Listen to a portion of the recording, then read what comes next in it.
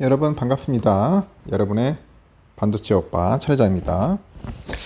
장은 흘러가는데 지금 보니까 그렇게 썩 좋진 않네요. 오늘 또 좀 많이 빠지는 것 같습니다. 생각하는 것만큼 좀 많이 빠지는 것 같아서 조금 아쉽긴 해요. 제가 얘기를 했을 거예요. 한번 조정이 올 것 같다.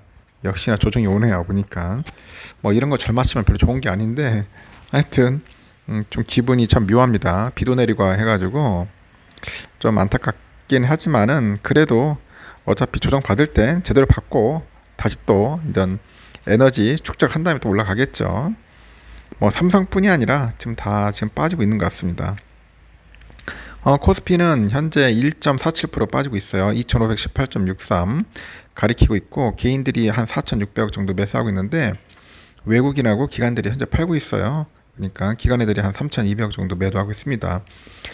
코스피 상위 종목 보니까 다 파란불이네. 파란 나라네요. 삼성도 한 2.3%, LG엔솔 0.7, 하이닉스 2%, 삼바 2.5, SDI 0.4, 우선주 1.3, LG화학 0.9, 현대차 1.4, 기아 1.3, 포스코홀딩스 0.2, 네이버 0.4, 카카오 1.8 빠지고 있고요. 포스코 퓨처엠은 0.9% 오르고 있습니다. LG전자도 한 2.79% 정도 빠지고 있어요. 코스닥도 0.97% 빠지고 있습니다. 현재 개인들이 1,548억 정도 매수하고 있는데 외국인 기관들이 팔고 있고 에코프로비암이 0.3% 빠져 있고 셀트리온 헬스케어가 2%, LNF 0.6, JYP 2%, HLB 1.7, 셀트리온 제약이 2.5% 빠지고 있네요. 이 와중에 포스코 DX 1.5% 오르고 있습니다. 에코프로도 0.6% 정도 오르고 있다. 그렇게 보시면 될 것 같습니다. 상당히 안 좋은 그런 또 아주 불쾌한 그런 금요일을 보내는 것 같아서 조금 씁쓸하네요. 그러면 잠시 한번 미국 소식을 한번 보도록 할까요? 뉴욕 증시가 뉴욕 증시 보니까 다우지수가 전일보다 366.38포인트 하락을 했어요. 33,922.26을 기록을 했는데 S&P도 0.79% 내렸고 4,411.59로 마감을 했습니다. 나스닥은 0.82% 하락을 해가지고 13,679.04에 거래를 마쳤고요. 이날 보니까 민간 고용정보사죠. ADP. 여기서 보니까 지난 6월 민간 일자리가 전월 대비 49만 7천 개 증가를 했대요.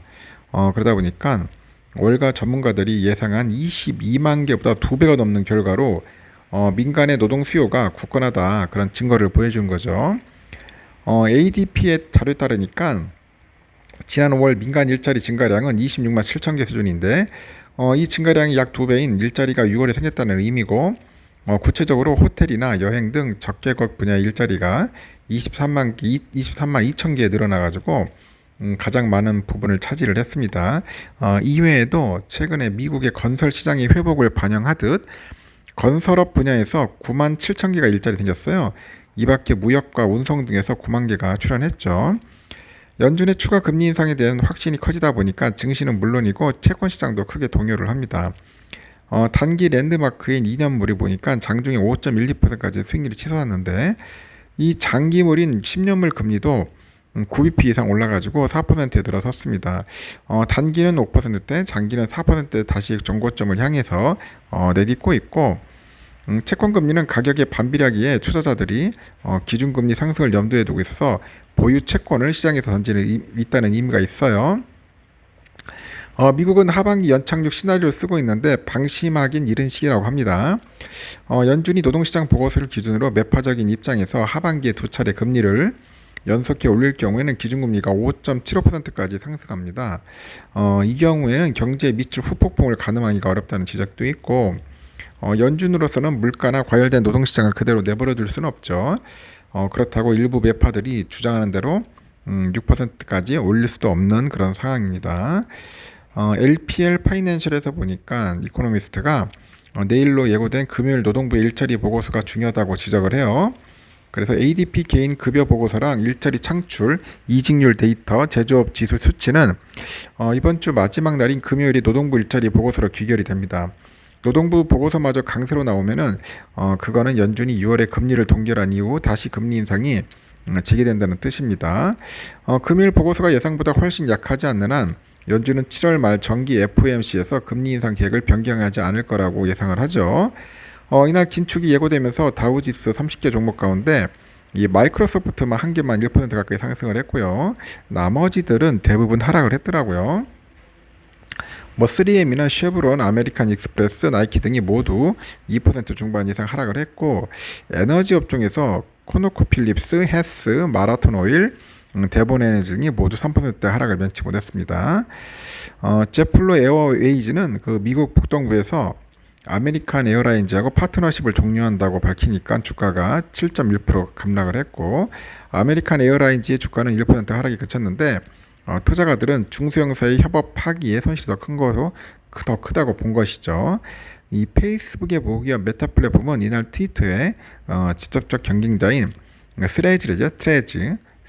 스레즈. 하여튼 이겼습니다. 이걸 출시했어요. 트레즈. 장중에 2%까지 올랐는데 마감에는 0.8% 정도 하락을 했네요. 그 마크 저커버그가 이날 자신의 그 트레즈 계정을 통해서 출시 7시간 만에 한 1,000만 명이 플랫폼에 가입했다고 밝혔습니다.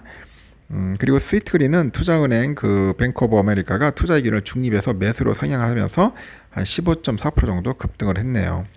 회사는 샐러드 체인의 그 증가하는 유동인구랑 운영 자동화 계획을 밝혔고 투자가들의 관심이 급증했다. 그렇게 보시면 됩니다.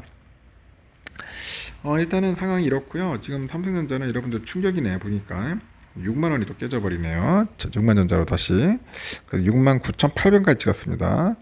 지금은 현재 뭐 7만 원 왔다 갔다 하고 있는데 하여튼 상황이 썩 좋진 않다. 그렇게 보시면 되고 외인들이 또 팔기 시작하네 보니까 외인들이 갑자기 이제 태세 전환했어요. 오늘 실적 발표 났는데 6천억이야. 당기 순이익이 예상이 그러다 보니까 좀 실망한 것 같아요. 이 마이너스 적자가 나와줘야지 제대로 들어오는데 이 어설프게 나와버리면은 외인들이 별로 좋아하지 않는 것 같습니다. 우선주는 58,300원 정도 현재 왔다 갔다 하고 있습니다. 58,000원대는 지킬 것 같아요. 보니까 지킬 것 같은데 좀 더 빠지지는 않을 것 같습니다. 빠지는 않을 것 같고 여기서 좀 버티다가 다시 또 올라가겠죠. 본주에 비해서는 잘 버티는 것 같습니다. 아까 58,100원까지는 갔는데 하여튼 58,300원 정도에서 왔다 갔다 할 것 같고요. 일단은 외인들은 좀 사는 것 같아요. 한 7만 주 정도 이상 사고 있습니다. 삼성전자의 그 실적이 아주 아리까리하네. 이왕 하려면 마이너스 적자 확 났어야 하는데 제 생각은 6천억이라서 보니까 외인들이 오히려 더 실망을 하는 것 같습니다. 일단은 상황 이렇습니다. 좀 빠질 때 조금씩 주워 담으세요. 많이 사지는 마시고요. 좀 불안하신 분들은 내가 얘기했죠. 빨리 탈출하라고. 그랬으니까 단기 투자하실 분들은 하지 마십시오. 재미없습니다. 하여튼 비가 많이 옵니다. 비 조심하시고 즐거운 점심시간 보내시기 바라겠습니다. 여기까지 할게요.